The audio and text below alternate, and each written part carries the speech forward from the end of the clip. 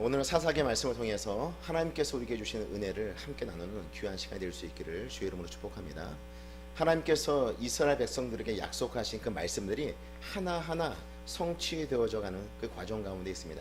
하나님께서 이스라엘 백성들에게 약속의 땅 가나안 땅을 그들에게 주시겠다라고 말씀하셨는데, 이제 이스라엘 백성들이 정복 전쟁을 통하여서 가나안 땅을 차지하게 되고 하나님 말씀에 철저히 순종함으로 그 약속하신 땅을 그들이 점령하게 됩니다.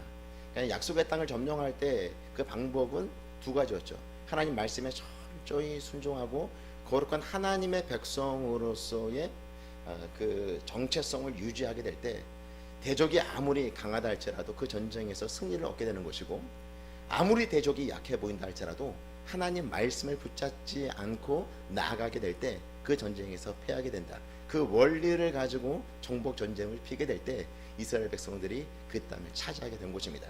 남은 땅들도 어떤 원리로 정복 전쟁을 하면 되는가? 하나님 말씀에 순종하면 그 나머지 땅도 하나님께서 이스라엘 백성들에게 주실 것을 약속해 주고 있습니다. 그래서 여호수아가 죽기 전에 마지막으로 이 세겜에서 설교를 하는 내용들을 보게 되면, 나와 내 집은 여호와 하나님을 섬길 것이다. 오늘날 너희도 섬길 자를 택하라.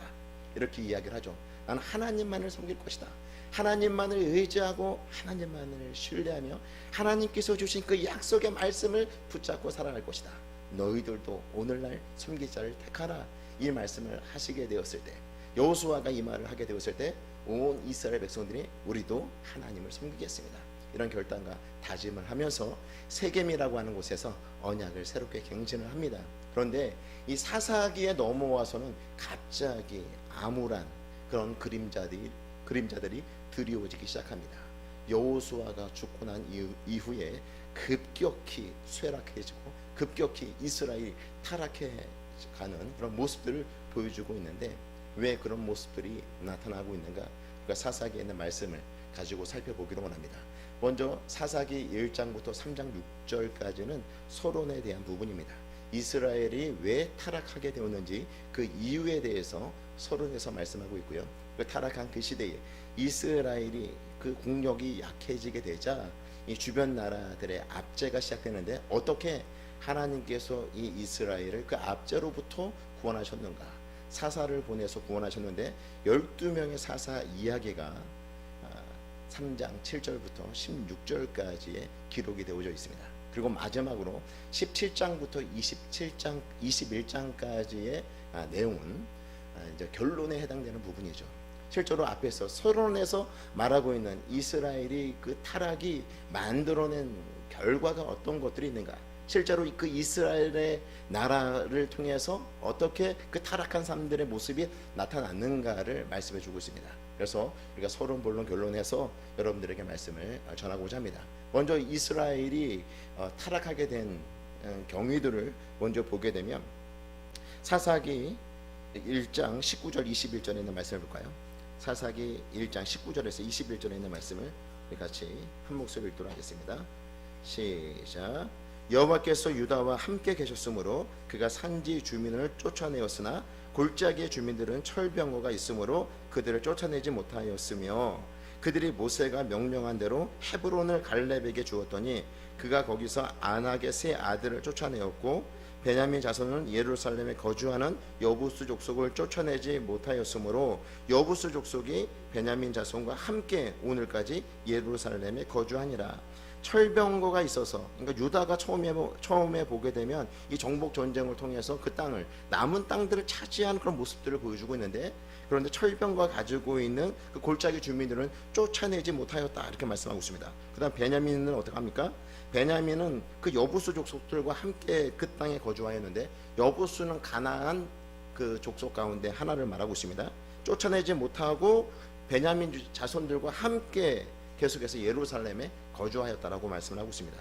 그러니까 여호수아가 이스라엘 백성들에게 하나님의 말씀을 붙잡고 너희들이 나가게 될 때 그 대적이 아무리 강하다 할지라도 쫓아낼 수 있다, 그 정복 전쟁에서 승리할 수 있다라고 분명히 말씀해 주고 있는데, 실제로 여호수아가 죽고 난 다음에 이제 부족별로 지파별로 이 정복 전쟁을 펼치는데, 실제로는 강한 그 민족들 앞에서 전쟁을 펼치지 못하고 쫓아내지 못하고 오히려 함께 거주하는 그런 모습들을 보여주고 있는 것입니다. 남부 가나안에 있었던 유다와 베냐민이 그리하였고 북쪽에 에브라임을 중심으로 했던 그 지파들도 보게 되면 22절부터 제가 읽어드리겠습니다.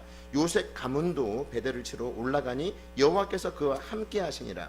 처음에 이렇게 하나님께서 함께 하셔서 그 정복 전쟁에서 승리를 펼치는데 그 이후를 보게 되면, 그 이후를 보게 되면 28절에 있는 말씀 볼까요? 이스라엘이 강성한 후에야 가나안 족속에게 노역을 시켰고 다 쫓아내지 아니하였더라. 그러니까 가나안 민족들이 강할 때는 이스라엘이 공격하지 않은 거예요. 근데 실제로는 여호수아는 그렇게 하지 않았죠. 그러니까 민족이 강하든 강하지 않든 그것과 상관없이 하나님의 약속하신 그 말씀을 붙잡고 나가게 될 때 승리를 얻게 되었지 않습니까? 그런데 이제 여호수아가 죽은 이후에는 이들의 태도가 완전히 달라진 모습을 보여주고 있는 것입니다. 이스라엘이 강성한 후에야 가나안 족속에게 노예를 시켰고 다 쫓아내지 아니하였더라. 강성해졌으면 어떻게 돼요? 그들을 쫓아내든지 그 영적 전쟁에서 그들의 승리를 얻고 난 이후에는 그들을 진멸시키는 것이 하나님께서 말씀하신 거잖아요. 이 가나안의 풍습과 이 가나안의 문화는 이스라엘을 오염시킬 수 있는 그런 가능성이 농후하였기 때문에 이스라엘이 하나님의 백성으로서의 그 정체성을 유지하지 못하고 삶을 살아갈 수 있기 때문에 하나님께서 그들을 진멸하라고 말씀하셨는데 그들이 쫓아내지 아니하고 이스라엘의 힘이 강해진 이후에도 그들을 노역을 시켰다라고 말씀하고 있습니다. 그들과 함께 살았다는 것이에요. 그들과 함께 살면 그들 가운데 있는 그런 문화들을 받아들이게 되고 오염될 수 있는 그런 가능성이 있는데 그럼에도 불구하고 그들과 타협하였다라고 하는 것을 말씀해주고 있는 것이죠. 29절에 있는 말씀 볼까요?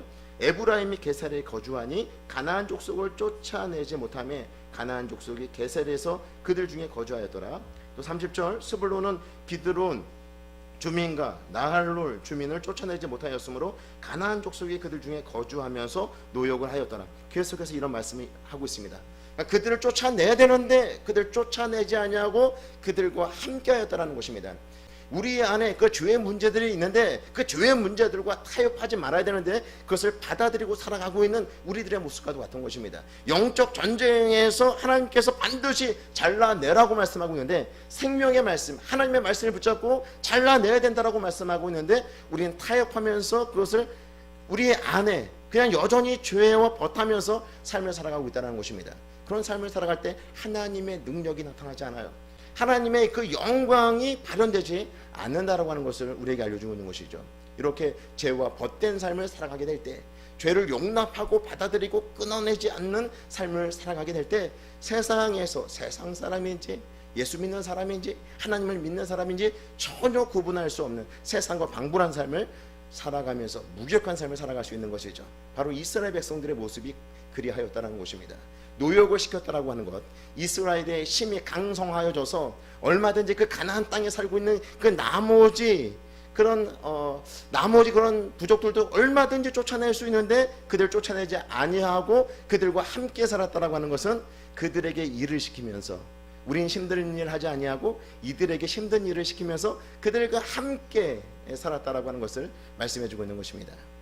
이럴 때 하나님의 말씀을 그들이 순종하지 않은 것 아닙니까? 사사기 2장 1절에서 2절에 있는 말씀을 제가 읽어드리겠습니다. 여호와의 사자가 길갈에서부터 복임으로 올라와 말하되 내가 너희를 애굽에서 올라오게 하여 내가 너희의 조상들에게 맹세한 땅으로 들어가게 하였으며 또 내가 이르기를 내가 너희와 함께한 언약을 영원히 어기지 아니하리니 너희는 이 땅의 주민과 언약을 맺지 말며 그들의 제단들을 헐라하였거늘 너희가 내 목소리를 듣지 아니하였으니 어찌하여 그리하였느냐. 하나님의 말씀이 들리지 않는 거죠. 하나님의 말씀을 듣지 아니하고 그냥 자신의 방식대로 그 당시에 어떤 가나안의 문화를 그대로 받아들이면서 그것을 가지고 판단하고 어떤 세상의 방식대로 결정했다라고 하는 것을 말씀해 주고 있는 것입니다. 이어서 3절을 볼게요. 그러므로 내가 또 말하기를 내가 그들을 너희 앞에서 쫓아내지 아니하리니 그들이 너희 옆구리에 가시가 될 것이며 그들의 신들이 너희에게 올무가 되리라 하였노라. 하나님께서 이제 쫓아내지 않겠다라고 말씀하고 있어요. 왜? 이스라엘 백성들을 쫓아내지 아니하니까 하나님께서도 그냥 그들 내버려 두어서 이스라엘의 가시가 되도록 만드시겠다라고 말씀하고 있는 것입니다. 또한 11절부터 제가 읽어드리겠습니다. 이스라엘 자손이 여호와의 목전에 악을 행하여 바알들을 섬기며 애굽 땅에서 그들을 인도하여 내신 그들의 조상들의 하나님 여호와를 버리고 다른 신들 곧 그들의 주위에 있는 백성의 신들을 따라 그들에게 절하여 여호와를 진노하게 하였으되 곧 그들이 여호와를 버리고 바알과 아스다롯을 섬겼으므로 여호와를 버리고 바알과 아스다롯을 섬겼다. 바알과 아스다롯은 그 당시에 가나안 사람들이 섬겼던 우상들이었습니다. 그들은 농사를 졌는데 농경사회에서 이 바알과 아스다롯이 그들을 풍요롭게 한다라고 생각을 하여서 그들이 섬겼는데 이스라엘 백성들이 농경사회인 가나안 땅에 들어가서 보니까 그 백성들이 풍요롭게 사는 것을 보고 그들도 이스라엘 백성들도 하나님을 섬긴 것이 아니라 그들처럼 풍요롭게 넉넉하게 물질적으로 부유하게 살게 하는 신이 이 바알과 아스다롯 신인지 알고 그것을 섬겼다라고 말씀하고 있는 것입니다. 14절에 볼게요. 여호와께서 이스라엘에게 진노하사 노력하는 자의 손에 넘겨주사 그들이 노력을 당하게 하시며 또 주위에 있는 모든 대적의 손에 팔아 넘기심에 그들이 다시는 대적을 당하지 못하였으며 다시는 대적을 당하지 못하였다. 그러니까 이방 문화를 그대로 섬기면서 하나님의 백성으로서의 그 정체성을 상실해버리고 약속의 말씀, 하나님의 말씀을 붙잡지 않고 삶을 살아갈 때 영적 전쟁에서 더 이상 승리를 얻을 수 없게 된 것이죠. 대적들에게 당하지 못하였으며, 그러니까 그들의 문화를 그대로 받아들이고 삶을 살아가는 거죠. 하나님의 백성으로서의 그 정체성을 상실하고 약속의 말씀을 붙잡지 않고 삶을 살아갈 때 세상 사람들한테 날마다 지는 그런 삶을 살아가게 되었다라고 하는 것을 말씀해주고 있는 것입니다. 계속해서 15절에 그들이 어디로 가든지 여호와의 손이 그들에게 재앙을 내리시니 곧 여호와께서 말씀하신 것 같고 여호와께서 그들에게 맹세하신 것과 같아서 그들의 괴로움이 심하였더라. 하나님의 말씀을 붙잡지 않고 삶을 살아갈 때 이와 같은 재앙이 그들 가운데 내려지게 되었다라고 하는 것을 분명히 말씀해주고 있는 것입니다. 여호수아가 살아있을 때 그 세겜이라고 하는 곳에서 언약을 체결하며 우리가 하나님만 섬기겠습니다. 하나님만 섬기겠습니다. 이렇게 결단하며 나갔던 이스라엘 백성들이 여호수아가 죽고 난 이후에 급격히 무너지는 그런 모습들을 보여주고 있는 것입니다. 성도 여러분, 하나님을 왕으로 모시지 않고 삶을 살아갈 때, 하나님을 왕으로 모시지 않고 우리의 삶을 살아갈 때 우리의 삶은요 절대 행복해질 수 없습니다. 하나님을 왕으로 모시고 생명의 말씀, 하나님의 말씀을 견고하게 붙잡고 삶을 살아갈 때만이 우리가 수없이 펼쳐진 그 영적 전쟁에서 승리를 할 수 있습니다. 우리의 삶에서 우리가 무너지고 있다면, 죄와 타협하는 그런 삶을 살아가고 있다라고 한다면, 내 주변에 있는 사람들에게 선한 영향력을 미치지 못하는 그런 삶을 살아가고 있다라고 한다면, 과연 내가 생명의 말씀, 하나님의 말씀을 붙잡고 삶을 살아가고 있는가를 반드시 점검해야 돼요. 내 안에 불평과 원망이 점점 늘어나고 있고 삶이 무기력하고 힘들며 어떤 세상에 있는 일들에만 우리가 집중하는 그런 삶을 살아가고 있다라고 한다면, 나는 과연 하나님의 말씀을 붙잡고 삶을 살아가고 있는가? 우리 하나님을 왕으로 모시고 삶을 살아가고 있는가를 반드시 점검해야 된다는 것입니다. 성도 여러분, 우리가 영적 전쟁에서 내 안에서의 그런 영적 전쟁과 또 하나님의 통치가 온전히 이루어지기를 간절히 사모하면서 이렇게 흑암으로 가득 찬 이 세상에 하나님의 통치가 온전히 이루어지기를 간절히 원하는 마음이 우리에게 있다라고 한다면 우리는 무엇을 해야 됩니까? 하나님의 말씀을 붙잡아야 되는 거죠. 생명의 말씀을 붙잡고 삶을 살아갈 때만이 그 수없이 많은 그 펼쳐진 그 영적 전쟁에서 우리가 승리하는 삶을 살아갈 수 있는 것입니다. 성도 여러분, 우리가 행복한 삶을 살아가고 있습니까? 물질적으로 부유한 이 시대를 살아가고 있지만 우리가 정말 그 내면을 들여다보게 되면 많은 그런 질병들이 있는 것을 우리가 보게 됩니다. 우울증부터 시작하여서 공황장애, 그리고 겉으로는 아무렇지도 않은 것 같지만 우리 내면이 소외되어서 정말 홀로 고독하게 삶을 살아가는 사람들이 얼마나 많은지 모르겠어요.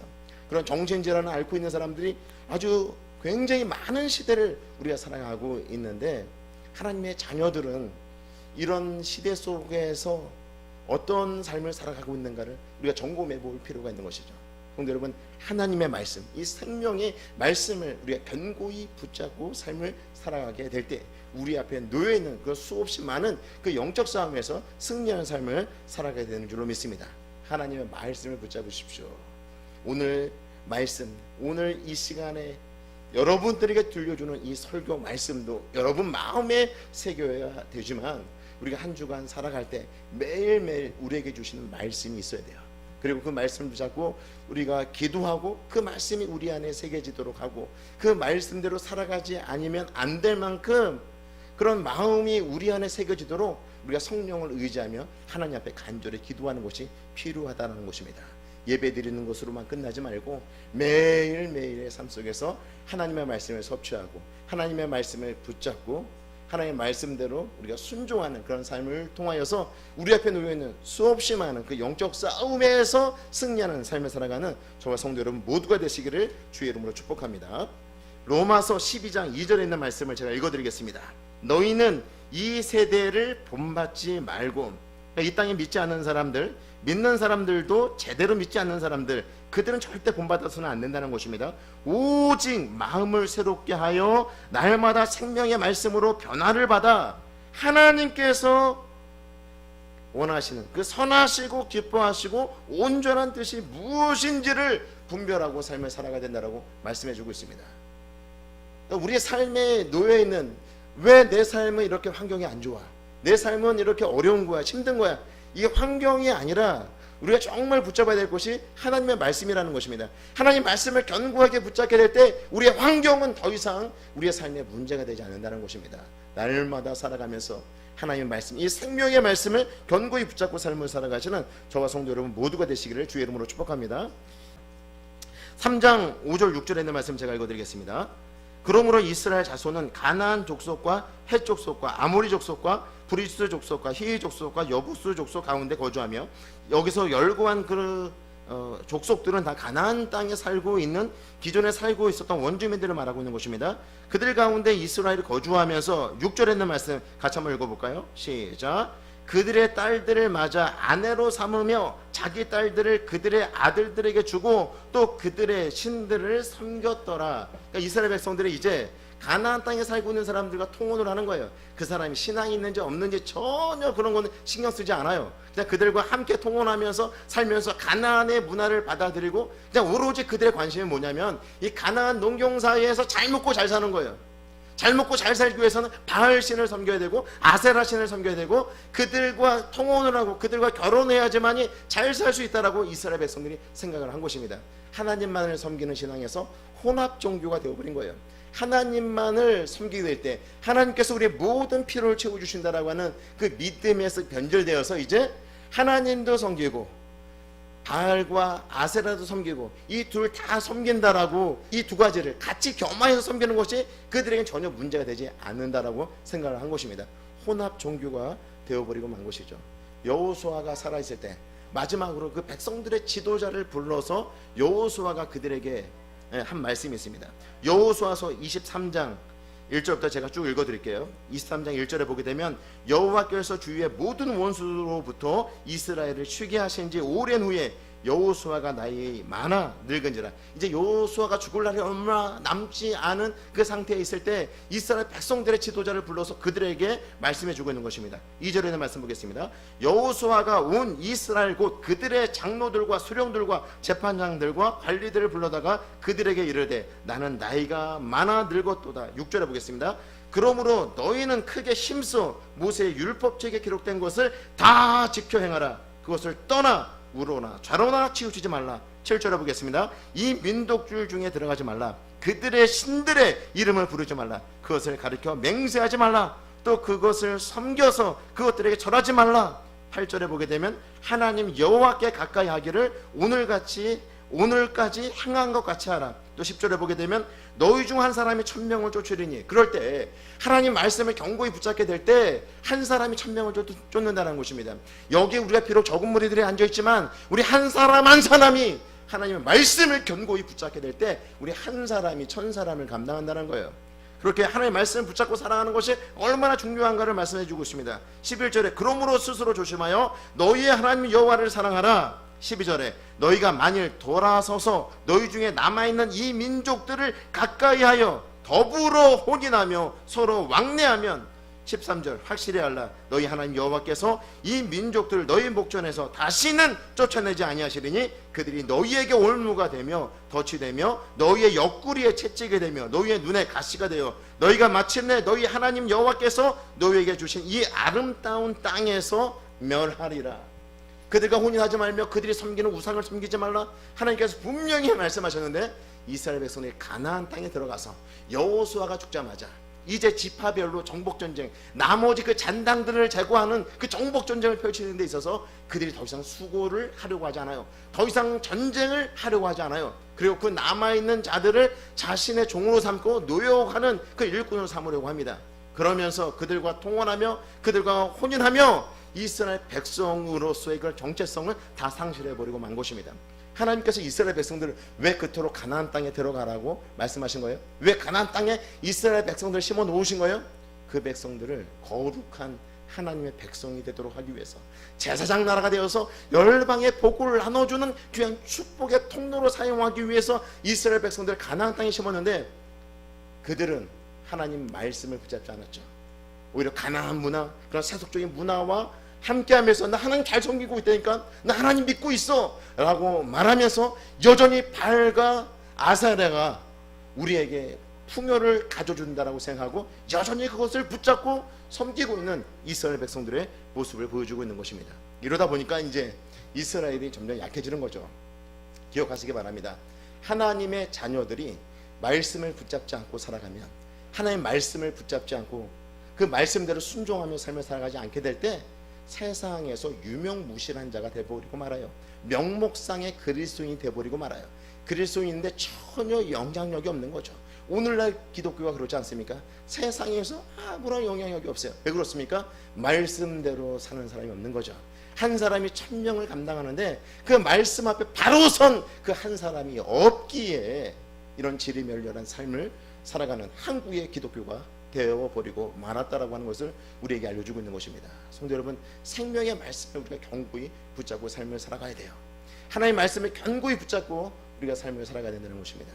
이스라엘 백성들이 이렇게 하나님의 말씀을 붙잡지 않고 삶을 살아가게 될 때 이 주변에 있는 이제 가나안 부족들이 이스라엘을 공격해요.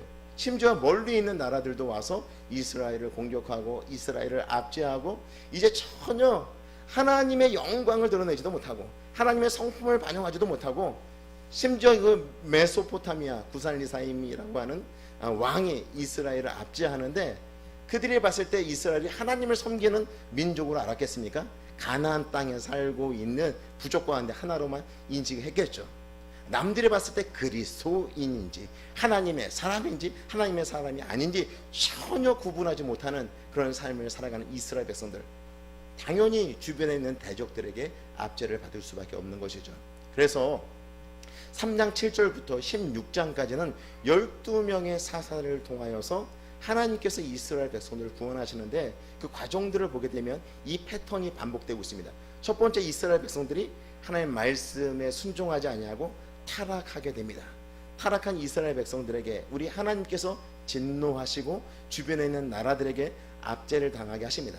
그리고 이스라엘 백성들이 부르짖게 되면 하나님께서 다시 사사라고 하는 구원자를 세워주시고 그 구원자가 그들 가운데 함께 있는 동안에는 나라가 태평성대합니다. 그리고 사사가 죽게 되면 다시 이스라엘 백성은 타락하게 되고 또 다시 하나님 진노하시고 주변 나라의 압제를 받게 되고 하나님께서 구원자를 보내주시고 구원하시고 그 땅에 평화가 임하게 되고 사사가 죽게 되면 다시 또 범죄하고 이런 일들이 계속해서 반복되는 그 패턴을 보여주는데 중요한 것은 무엇인가 하면 그런 사사들이 나타났을 때 이스라엘이 다시금 회복되는데 점점 그런 과정들이 반복되면서 점점 더 암울해지고 점점 더 침울해지고 점점 더 평화가 사라지는 그런 모습들을 보여주었다라고 하는 것이죠. 성도 여러분, 우리가 하나님의 말씀에 사로잡히고 그 말씀에 순종하는 그런 삶들을 살아가게 될 때 우리가 하나님과 동행하면서 복된 삶이 보장되지만 하나님을 떠나서 우리가 아무리 풍요롭고 넉넉한 삶을 살아간다 할지라도 우리 마음에 평화가 없어요. 우리 마음에 기쁨이 없어요. 물질적으로 부유하고 그다음에 그런 또 풍성한 그런 삶들을 살아가며 세상에 성공하고 출세한 그리스도인이나 할지라도 남들이 보면은 예수 잘 믿어서 성공하고 출세하고 부자가 된 것 같지만 그들과 이야기를 해보면 그 사람 마음 가운데 평화가 있는지, 그 사람 마음 가운데 하나님 주신 평강이 있는지를 알 수 있다는 것입니다. 가난하고 힘들고 어렵게 산다 할지라도 하나님과 그런 바른 관계를 맺고 삶을 살아가는 자들에게는 이 마음의 평화가 있는 것입니다. 하나님만이 주실 수 있는 그런 평강이 우리 마음 가운데 있는 것입니다. 우리 하나님을 잘 섬김으로 우리 하나님이 주시는 은혜와 평강이 저와 성도 여러분의 삶 속에 충만케 되기를 주의 이름으로 축복합니다. 12명의 사사들을 간략하게 여러분들에게 말씀을 드리면, 첫 번째 사사는 온니엘입니다. 두 번째는 에훗, 세 번째는 삼갈, 네 번째 드보라, 바락과 함께 있습니다. 그리고 다섯 번째 기드온, 여섯 번째 돌라, 일곱 번째 야일, 여덟 번째 입다, 아홉 번째 입산, 열 번째 엘론, 11번째 압돈, 12번째 삼손. 이 12명의 사사의 이름들이 기록되어져 있고요. 이스라엘이 고통당할 때, 주변 나라들에 의해서 압제를 당할 때 우리 하나님께서 이 12명의 사사를 통해서 이스라엘을 건져주시고 구원해 내십니다. 먼저 이 온니엘은 메소포타미아 구살리다임의 압제에 있을 때 이스라엘을 구원하게 되고요. 그러니까 12사사 가운데 모델이 되는 대표 사사예요. 그다음에 나머지 사사들을 보게 되면 다 하나씩 그 핸디캡이 있는 것들을 보게 되는데요. 두 번째는 에훗인데 모압왕 에글론으로 압제로부터 이스라엘을 건져내는데, 이 에훗은 성경에 뭐라고 말씀하고 있냐면 왼손잡이라고 말씀하고 있습니다. 에훗은 베냐민 지파 사람이었어요. 이 베냐민이라고 하는 이름의 뜻은 오른손잡이에요. 오른손의 아들이라고 하는 뜻을 가지고 있죠. 그러니까 우리나라도 과거에 그랬잖아요. 오른손을 사용하게 하고 왼손을 쓰지 못하게 했잖아요. 제가 왼손잡이였는데 그러니까 부모님 앞에서 하는 것들 다 오른손을 쓰고 부모님이 보이지 않는 곳에 하는 건 다 왼손을 썼어요. 왜냐하면 부모님이 오른손 써야 된다, 바른 손 써야 된다, 오른손을 바른 손으로 이야기했잖아요. 그러니까 오른손의 아들, 베냐민의 뜻이 오른손의 아들이라고 한다면 그 지파는 오른손에 대한 그런 어떤 자부심을 가지고 있지 않았겠습니까? 그런데 이 에훗이라고 하는 사사는 왼손잡이였어요. 왜 왼손잡이였는가? 오른손을 왜 쓰지 않았는가? 오른손에 장애가 있는 사람이었죠. 그래서 왼손을 사용할 수밖에 없었는데, 바로 이 에훗이 모압왕 에글론을 죽이게 됩니다. 그리고 모압으로부터 이스라엘을 해방시키고 구원하는 그런 일들을 하게 됩니다. 그리고 드보라와 바락, 드보라는 가나안 야빈과 군대 장관 시스라의 그 압제하에 있을 때 이스라엘을 구원해내게 되는데, 당시 주류는 남성이었겠죠. 그 시대적 상황을 보게 되면 남자가 중심인 사회, 어떻게 보면 여성이 비주류일 수 있고, 그런 사회에서 하나님께서 누구를 들어서 가나안 왕 야빈으로부터 이스라엘을 구원해내는가, 군대 장관 시스라로부터 구원해내는가, 그것은 바로 여성이었던 드보라를 통해서, 그 당시 주류가 아닌 비주류였던 여성 드보라를 통해서 이스라엘을 구원해 내셨다는 것입니다. 뿐만 아니라 이 기드온 같은 경우는 어떤 사람이었습니까? 굉장히 소심한 사람이었죠. 포도즙 틀에 밀을 수확해서 먹을 정도로, 그 당시 어떤 미디안들이 왔다가 막 그 곡식들 다 쓸고 가져가니까, 그러니까 그들이 두려워서 굴에 숨어가지고 포도즙 틀에 곡식을 탈곡해서 먹을 정도로 굉장히 소심한 사람이었습니다. 하나님께서 그 기드온에게 너 하나님의 큰 용사요, 내가 너와 함께 있을 것이다, 하나님께서 큰 용사를 여겨주시고 하나님께서 함께 하실 것이다 라고 하는 이 말씀이 있었지만, 그럼에도 불구하고 이 기드온은 굉장히 소심한 사람이었습니다. 그래서 양털 뭉치 기적을 하나님께 보여달라고 요청을 하죠. 양털을 제외한 그 주변에 이슬이 내리게 하면 제가 믿겠습니다. 제가 그렇게 나가서 미디안과 전쟁을 하고 하나님께서 우리에게 승리를 주실 줄로 믿겠습니다. 그런데 실제로 하나님께서 어떻게 해요? 그와 같이 양털 뭉치를 제외한 이 주변에 이슬을 내리게 하시죠. 그런데 이번엔 또 바꿔서 양털에만 이슬이 내리게 하고 이 진사면에는 이슬이 내리지 않게 하는 기적을 보여주시면 제가 나가겠습니다. 이런 또 하나님께 다시 그와 같은 기적을 보여달라고 요청을 하죠. 이런 것들을 보게 되면 굉장히 소심하고 의심 많은 사람이 이 기드온이었다고 하는 것을 알 수가 있는 거죠. 하나님께서 그런 기드온을 통해서 미디안 13만 5천 명이나 되는 엄청난 사람들을, 기드온의 용사 300명이 그들과 전쟁해서 우리 하나님께서 승리를 얻게 하신 것이죠. 그리고 삼손 같은 경우는 어떻습니까? 이 삼손의 모습을 보게 되면 참 어처구니 없는 모습들을 많이 보게 되지 않습니까? 나실인으로서 그가 태어났죠. 나실인이라고 한다면 독주와 포도주를 절대 마시면 안 되는 것이었고, 시체를 만져서도 안 됩니다. 머리에 삭도를 대서도 안 되는데 이 삼손이 이 모든 것들 다 했어요. 그리고 전혀 그 사사로서의 그런 정체성을 가지지 못하고 삶을 살아간 사람이 바로 이 삼손이었던 것이죠. 그럼에도 불구하고 하나님께서 다 이와 같이 그 당시에 주류가 아닌 비주류에 있는 그런 사람들을 통해서 이와 같이 그 압제당하고 있는 주변 나라들로부터 이스라엘 우리 하나님께서 구원하셨다는 것입니다. 무엇보다도요, 우리 삼갈이라고 하는 사사를 보게 되면 소모는 막대기로 블레셋 사람 600명을 죽입니다. 삼손도 마찬가지예요. 나귀 턱뼈를 가지고 블레셋 사람 1000명을 죽이죠. 그리고 기드온 같은 경우는 횃불과 항아리와 칼을 들고 와가지고 어떻게 해요? 13만 5천 명, 기드온의 용사 300명이 13만 5천 명과 대적해서 이기게 됩니다. 이런 소모는 막대기라든지 횃불과 그리고 항아리와 칼, 그리고 또 뭐가 있습니까? 나귀 턱뼈, 이런 것들로 실제로 대적들을 제압할 수 있는 것은 불가능한 것이죠.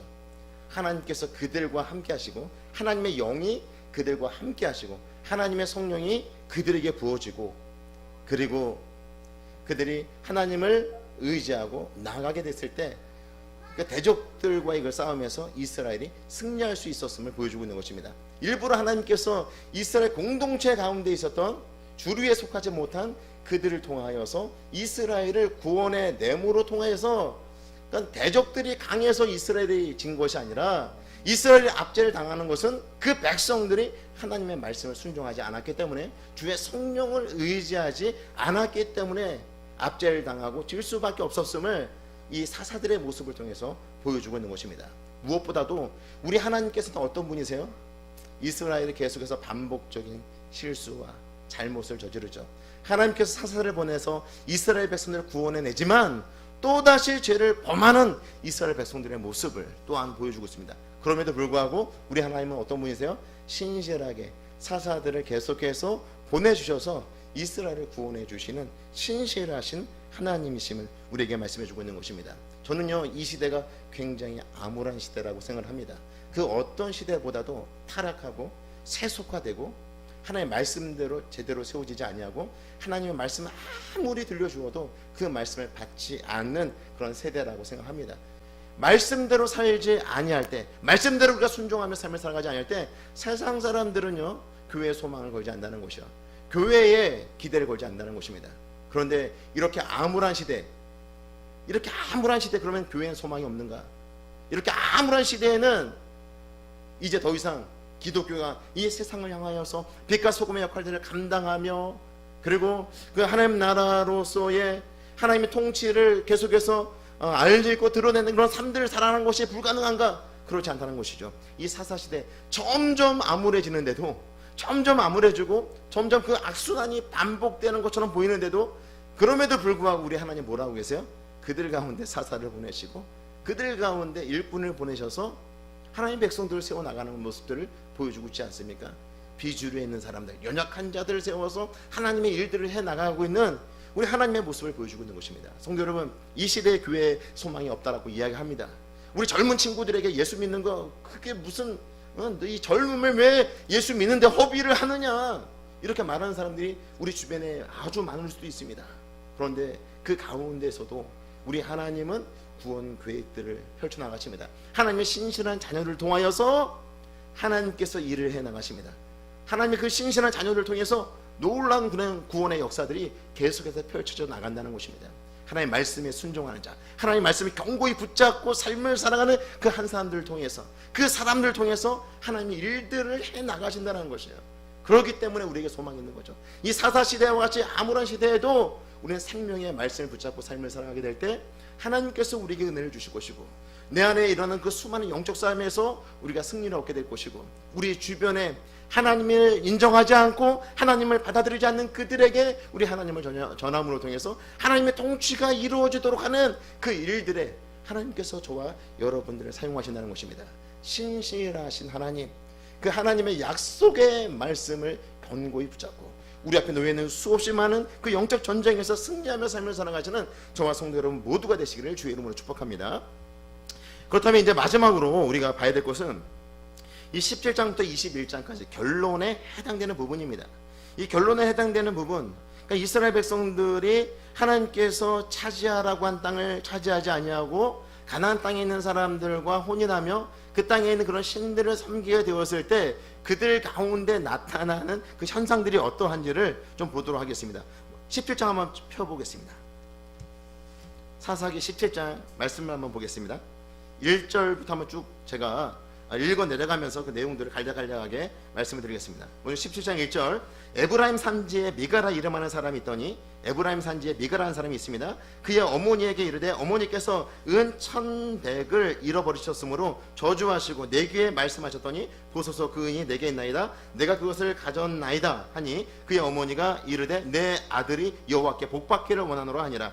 그러니까 미가의 어머니가 은 1,100개를 잃어버렸는데 그 은 1,100개를 누가 가지고 있는 거예요?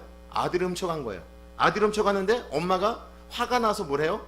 은 1,100개를 가져간 사람을 저주해버리죠. 그러니까 아들이 듣고서 그 저주가 자신에게 임할 것 같아서 어떻게 해요? 엄마 은 1,100개 여기 있습니다. 엄마에게 드리니까 엄마가 또 뭐라고 얘기해요? 내 아들아 여호와께 복받기를 원하노라. 이게 맞는 표현이에요? 아들이 누군가가 내 돈을 훔쳐갔는데 저주를 했더니 아들이 그 얘기 듣고 그 저주가 자신에게 임할 줄 알고 엄마에게 돌려드렸더니 엄마가 아들아 여호와께 복받기를 원하노라. 그리고 나서도 엄마가 찜찜했나 봐요. 3절에 볼까요? 미가가 은 1,100을 그의 어머니에게 도로 주매 그의 어머니가 이르되 내가 내 아들을 위하여 한 신상을 새기며 한 신상을 부어 만들기 위해 내 손에서 이 은을 여호와께 거룩히 드리노라. 그러므로 내가 이제 이 은을 내게 도로 주리라. 여기서 보게 되면 여호와께 거룩하게 드리노라. 은 1,100을 하나님께 드리겠다라는 거예요. 그런데 한 신상을 부어 만들겠다라는 거예요. 말이 하나도 안 되죠. 우리 하나님께서 신상을 만들지 말라라고 분명히 말씀했는데 신상을 부어 만들고 이것을 하나님께 거룩히 드린다라고 말씀하고 있습니다. 4절을 볼까요? 미가가 그 은을 그의 어머니에게 도로 주었으므로 어머니가 그 은 200을 가져다가 그 은을 다 하나님께 드린다라고 얘기했는데 보게 되면 은 200만 또 가져다가 은장색에게 주어 한 신상을 새기고 한 신상을 부어 만들었더니 그 신상이 미가의 집에 있더라. 신상을 만들어서 이제 미가의 집 자신의 집에 둔 거예요. 신당을 둔 거예요. 우리 하나님은요, 하나님을 섬기는 곳은 한 군데죠. 언약궤가 있는 곳, 실로라고 하는 곳에 그곳으로 모여서 하나님께 예배드리라고 하였는데 지금 한 신상을 만들어 놓고 그것이 마치 하나님을 모시는 그런 신전처럼 만들어달라는 거예요. 그리고 5절에 볼까요? 그 사람 미가에게 신당이 있으므로 그가 에봇과 드라밈을 만들고 한 아들을 세워 그의 제사장으로 삼았더라. 제사장은 누가 될 수 있냐면 레위 지파의 아론의 계열인 사람들이 세습하여서 제사장이 될 수가 있는데 이제 미가의 어머니가 한 아들을 취하여서 그냥 임의로 제사장을 만들었다는 것이에요. 6절 볼까요? 그때 이스라엘에 왕이 없었으므로 사람마다 자기 소견에 옳은 대로 행하였더라. 하나님을 섬긴다라고 분명히 얘기하고 있어요. 내가 하나님을 섬기고 이것을 구별을 하나님 앞에 거룩하게 드립니다 라고 얘기하고 그냥 임의로 누군가 제사장을 세워서 자기 아들 가운데 자격도 없는 자를 제사장으로 세워가지고 하나님께 예배한다라고 말하고 있는 이스라엘 백성들의, 어떻게 보면 이 사사시대의 이스라엘 백성들의 모습을 그대로 보여주고 있는 것입니다. 이들이 이렇게 하고 있는 이유가 무엇이라고요? 6절에 그때에는 이스라엘에 왕이 없으므로 하나님을 왕으로 모시지 않으니까 그 하나님의 자리에 누가 들어가 앉아 있는 거예요? 자신이 들어가 앉아 있는 거야. 내가 하나님 앞에 거룩하게 예배드린다라고 얘기하는데 하나님이 받으시는지 안 받으시는지 전혀 상관없어요. 그냥 내가 하나님 앞에 거룩하게 드리고 하나님께서 우리가 드리는 이 예배를 받으신다라고 생각하고 그냥 아들에게 막 축복을 해버려요. 하나님과 상관없이. 아들이 잘못했는데 잘못한 것에 대해서 꾸짖지 아니하고 오히려 여호와께서 너에게 복 주시기를 원하노라 이런 말들을 하고 있다는 것이에요. 그런데 이 미가 엄마의 마음속에 계속 찜찜한 게 있어요. 잘은 모르지만 이렇게 하나님과 이런 바른 관계가 세워지지 않는 상태에 있는 모든 종교들은 확실하지 않아요. 항상 불안한 거예요. 내가 잘하는 것 같지만 그것에 대한 확신이 없는 거죠. 7절에 볼까요? 유다 가족에 속한 유다 베들레헴에 한 청년이 있었으니 그는 레위인으로서 거기에 거류하였더라. 그 사람이 거주할 곳을 찾고자 하여 그 성읍 유다 베들레헴을 떠나가다가 에브라임 산지로 가서 미가의 집에 이르매 미가가 그에게 묻되 너는 어디서부터 오느냐 하니 그가 이르되 나는 유다 베들레헴의 레위인으로서 거류할 곳을 찾으러 가노라 하는지라. 레위인이 거주할 성읍은요 48개 성읍이었어요. 근데 베들레헴에는 레위인이 거주할 성읍이 따로 없는 곳이었어요. 근데 베들레헴에 있다가 그러니까 자기가 이 레위인이 있어야 될 그 성읍에서 벗어나 베들레헴에 있다가 또 베들레헴에서 지금 어디로 옮기고 있는 거예요? 지금 에브라임 산지까지 온 거죠.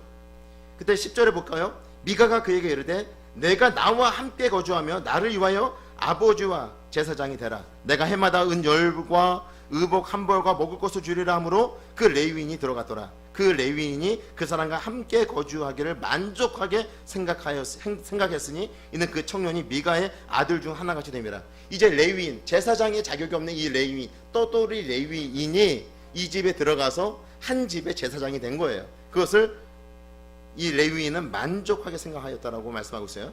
13절에 볼까요? 이에 미가가 이르되 레위인이 내 제사장이 되었으니 이제 여호와께서 내게 복 주실 줄을 아노라 하니라.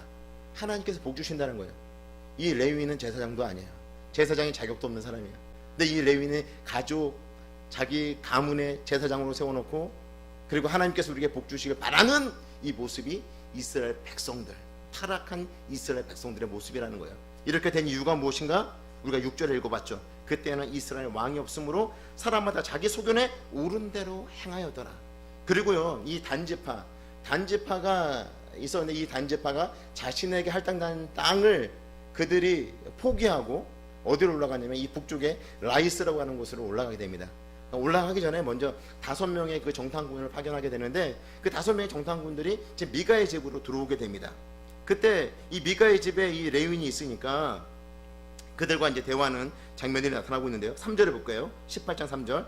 그들이 미가의 집에 있을 때에 그 레위 청년의 음성을 알아듣고 그리로 돌아가서 그에게 이르되 누가 너를 이리로 인도하였으며 내가 여기서 무엇을 하며 여기서 무엇을 얻었느냐 하니 마치 이 레위인, 사실 이 레위인 제사장이 될 수가 없는데 그래서 책망하는 것처럼 보이지만 또 내용을 자세히 들여다보면 또 그것도 아니에요. 4절에 볼까요? 그가 그들에게 이르되 미가가 이러하게 나를 대접하고 나를 고용하여 나를 자기의 제사장으로 삼았느니라 하니라. 그들이 그에게 이르되 청하건대 우리를 위하여 하나님께 물어보아서 우리가 가는 길이 형통할는지 우리에게 알게 하라 하니 그 제사장이 그들에게 이르되 평안히 가라. 너희가 가는 길은 여호와 앞에 있느니라 하니라. 지금 그 제사장, 그러니까 가짜 자격이 없는 그 제사장이 이 단지파의 그 5명의 정탐꾼들에게 이야기하고 있는 거예요. 평안히 가라. 너희가 가는 길은 여호와 앞에 있느니라. 말도 안 되는 이야기를 하고 있는 거죠. 레위인은 이런 자격도 없는데 오히려 그들에게 복을 빌어주고 평안히 가라. 여호와 앞에 너희가 가는 길이 있다라고 이런 말도 안 되는 이야기를 하는 것입니다. 그리고 실제로 그들이 라이스를 탐지하고 와서 이제 다시 600명의 이제 군사를 이끌고 이 라이스를 점령하기 위해서 올라가다가 미가의 집에 다시금 들어오게 됩니다. 18절에 있는 말씀 보겠습니다. 17장 18절입니다. 그 5사람이 미가의 집에 들어가서 그 새긴 신상과 에봇과 드라빔과 부어 만든 신상을 가지고 나오매 그 제사장이 그들에게 묻되 너희가 무엇을 하느냐 하니 그들이 그들에게 이르되 잠잠하라. 내 손을 입에 대라. 우리와 함께 가서 우리의 아버지와 제사장이 되라. 내가 한 사람의 집에 제사장이 되는 것과 이스라엘의 한 지파의 한 족속의 제사장이 되는 것 중에서 어느 것이 낫겠느냐 하는지라. 그 제사장이 마음에 기뻐하여 에봇과 드라빔과 새긴 우상을 받아가지고 그 백성 가운데로 들어가니라. 뭘 얘기하고 있습니까? 한 집의 제사장이 아니라 이제 단이라고 하는 한 지파의 제사장이 될 수 있는데 너가 그것을 선택하라고 이야기를 하고 있는 것입니다. 그럴 때 이 가짜 제사장이 어떻게 얘기를 합니까? 그것을 기쁘게 여기고 기뻐하여 에봇과 드라빔과 새긴 우상을 받아가지고 그 백성 가운데 돌아가니라. 자기 마음대로 신앙생활을 하고 있어요. 기준도 없어요. 하나님의 말씀이 기준이 되지 않아요. 그런데 이들이 아주 집요하게 붙잡고 있는 게 뭐예요? 하나님께서 복 주시기를 바라는 마음이 있는 거예요. 하나님께서 복을 주시고 하나님께서 우리에게 평안을 주실 거라고 하는 이런 막연한 기대와 이것에 집착하고 있는 이스라엘 백성들의 모습을 보여주고 있는 것입니다. 하나님의 말씀대로 우리가 삶을 살아가는 것, 하나님의 말씀을 붙잡고 삶을 살아가는 것, 하나님과 동행하며 삶을 살아가는 것, 그것이 복인 거예요. 그냥 예배 드리는 자리에 앉아서 그냥 하나님과는 상관없이 그냥 예배 드리고 가면 복을 받는 것이 아니라, 예배를 드리지 않으면 저주를 받는 것이 아니라 하나님 말씀을 붙잡고 살아가는 것, 하나님 말씀을 우리 안에 새기고 그 말씀을 붙잡고 삶을 살아가는 것이 복이고 그 자체가 중요한 것이지, 하나님과 인격적 교제도 없고 교감도 없고 하나님 말씀을 내가 붙잡고 삶을 살아가지 않으면서도 하나님께서 나에게 복을 주실 것이다, 하나님께서 나에게 은혜를 주실 것이다, 하나님께서 나에게 평강을 주실 것이다.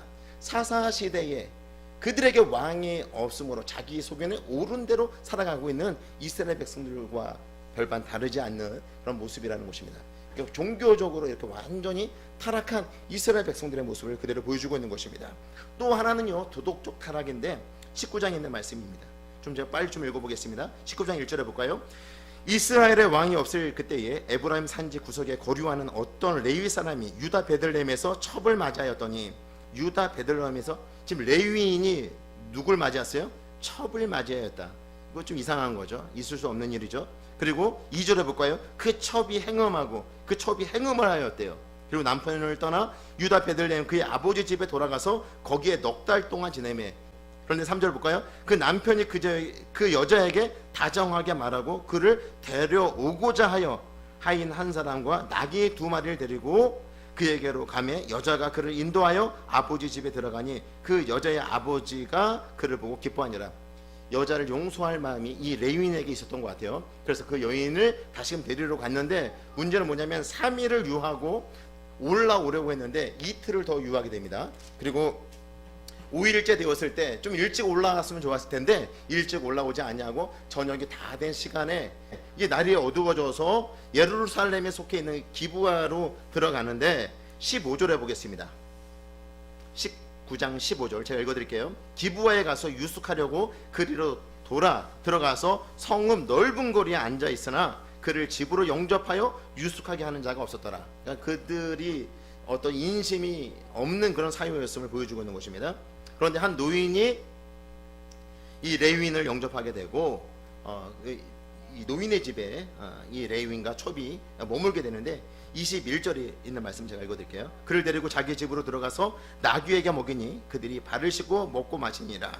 22절 그들이 마음을 즐겁게 할 때에 그 성읍의 불량매들이 그 집을 에워싸고 문을 두들기며 집 주인 노인에게 말하여 이르기를 내 집에 들어온 사람을 끌어내라. 우리가 그와 관계하리라 하니 집주인 그 사람이 그들에게 나와서 이르되 아니라 내 형제들아 청하노니 이같이 악행을 저지르지 말라. 이 사람이 내 집에 들어왔으니 이런 망령된 일을 하지 말라.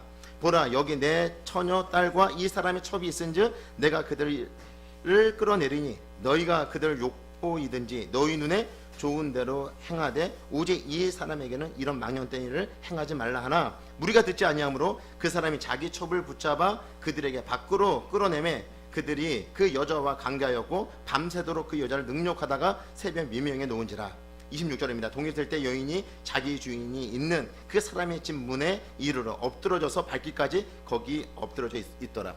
소돔과 고모라, 하나님께서 심판하셨던 소돔과 고모라의 모습을 이스라엘 백성들이 그대로 보여주고 있는 것입니다. 한 노인의 집에 이 레위인과 첩이 들어갔는데 쉬고 있는데 그 동네 불량배들이 와가지고 그 남자를 내놓으라는 것이에요. 그럴 때 그 집 주인이 그 첩과 자신들에게 있는 그 딸을 내어주겠다라고 하니 안 된다라고 얘기할 때 이 레위가 자신의 첩을 내어주게 되고 이 불량배들이 밤새도록 윤관을 합니다. 결국 이 여인은 죽고 말았죠. 그리고 나서 이 레위가 어떻게 하냐면 그들을 보복하려고 합니다. 그들에게 보복하려고 이 여인의 시신을 12토막을 내요. 12토막을 내가지고 각 지파에게 보내게 되죠. 그리고 나서 이 12지파에 있는 사람들이 다 모여서 이제 베냐민을 치자라고 결의를 하게 됩니다. 근데 치기 전에 먼저 불량배를 내어주게 되면 그들만 제거하겠다라고 하는데 이 베냐민 사람들이 이 불량배들을 내어주지 않게 됩니다. 그래서 이스라엘과 이제 베냐민이 이 전쟁을 벌이게 되고 결국 그 전쟁에서 이스라엘이 승리를 하게 되고 이 베냐민 지파에 남은 사람의 수가 장정만 600명이 되는, 사실 이 베냐민 지파 전체가 이 몰락하게 되는 그런 위기를 맞이하게 됩니다. 이들이 이런 삶을 살아갈 수밖에 없었던 이유가 무엇인가? 오늘 우리가 읽었던 21장 25절에 있는 말씀 한 번 더 읽어보도록 하겠습니다. 같이 읽겠습니다. 시작. 그때에 이스라엘에 왕이 없으므로 사람이 각기 자기의 소견에 옳은 대로 행하였더라. 왕이 없어서 그래요. 하나님 우리의 왕이 되셔야 됩니다. 하나님 말씀을 우리가 견고히 붙잡아야 됩니다. 말씀을 붙잡지 아니하게 될 때 세상적 사고방식이 우리의 삶에 스며들어와서 나는 하나님 말씀대로 살아간다라고 착각하며 살 수 있어요. 날마다 우리는 말씀을 먹어야 됩니다. 날마다 말씀을 가까이 하며 그 말씀을 붙잡고 기도하며 말씀대로 살기를 몸부림쳐야 됩니다. 그럴 때 하나님께서 우리 앞에 놓여있는 수없이 많은 영적 싸움에서 승리를 얻게 하실 것이고 하나님의 영광을 세상 가운데 드러내는 복된 삶을 살아갈 수 있게 되는 것이죠. 우리 하나님을 왕으로 모시고 생명의 말씀을 견고히 붙잡고 우리 앞에 놓여 있는 수많은 영적 싸움에서 승리하는 삶을 살아가시는 저와 성도 여러분 모두가 되시기를 주의 이름으로 축복합니다. 기도하시겠습니다.